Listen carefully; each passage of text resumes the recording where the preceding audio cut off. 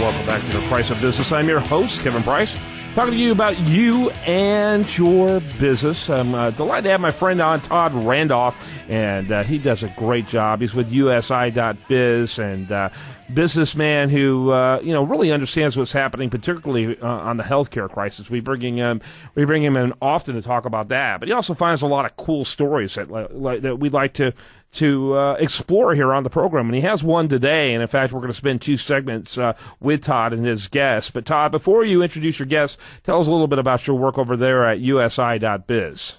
Well, thank you, Kevin, and good morning. At USI, we're an insurance services advisory firm, and in my particular role, and with all the services that we provide, my job is to make our clients feel like they are a Fortune 100 company. There's a lot of different services that are available to them when it comes to healthcare, whether that's wellness, compliance services, underwriting and actuarial services, and it's my job to bring that team to the table so that we can help our clients and really get them through part of what we consider the healthcare mess, but then the everyday nuances of healthcare and insurance and all the things that employers need when it comes to taking care of their employees.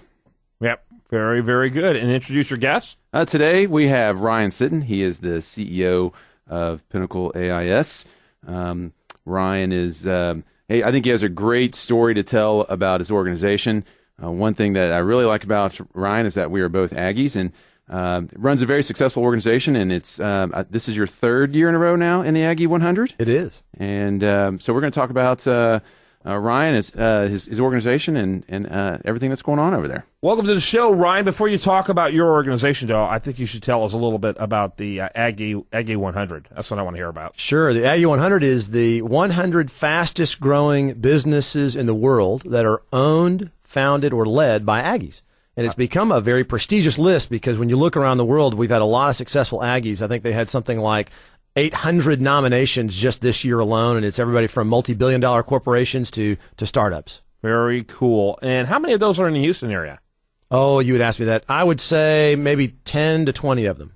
Wow, that's impressive. Very cool. Go ahead with your question there, Todd. Well, Ryan, we talked the last time we had the opportunity to chat. Your organization is different than many that we get to talk with, in that you've seen all aspects from small group to being now 300 life group. What's that been like from a growth perspective, and what headaches have you had within that as well? Sure. So I should give a little background on our company. We're an engineering firm that serves the oil and gas industry across the spectrum, and we started in 2006. Today we employ a little over 300 people, and those 300 people include about a third or maybe even now a half professional, engineer staff. The remaining half is half technical staff that are in the field, and then the other fourth then is, administrative personnel, that sort of thing. And you're right, as we have grown that business, we've seen managing benefits in general is a constant challenge, particularly in the environment that we're in right now with everyone knows about the Obamacare impacts, and we definitely see it as a challenge. We try to manage costs and keep the benefits where they need to be, at the same time not taxing our employees indiscriminately for benefits that they won't get because of regulation on the healthcare scene. So 300 employees. By the way, you're in Pasadena. Yes, sir. Yeah. And so right there in the heart of all the energy. I think it's a fascinating situation, and it's interesting to watch. I'm really glad that my business is a truly small business, so I don't have to deal with that headache. But it's really calling for a lot of innovation on the part of business owners, isn't it? It is, absolutely. In fact, Todd knows this. This year, for the first time, we are moving to self-insurance at our company, because when you look at the new healthcare regulation, Obamacare, you are going to really be, for a group of employees who are healthy, which ours are, we're going to end up paying a lot more money to get less benefit in the new system. And so the only way to make sure we're looking out for our employees and their needs is to move to self-insurance, where we control that more in-house, and therefore can make sure that the costs we're absorbing are really going to benefits for our employees. Mm-hmm. Yep. Todd? Well, a big part of that, and in our conversation, you talked about wellness and what that means to your company, what it means to your employees. Let's enlighten our audience a little bit on what you do as an organization for your employees and the impacts that you've seen from that. Sure. Well, let me back up a little bit from that and talk about why is wellness important. We all know wellness is important. What is interesting, when you move to self-insurance, you see it directly. you see that if our employees are not healthy, it's going to be more expensive to all of us to cover healthcare costs. So we need to put in place some measurements to help all of us that work at Pinnacle understand how do those things impact us. So we have a wellness program where if you do certain activities and you watch your calorie count and drink enough water and exercise regularly, then the amount that you have to contribute into the pot, if you will, goes down.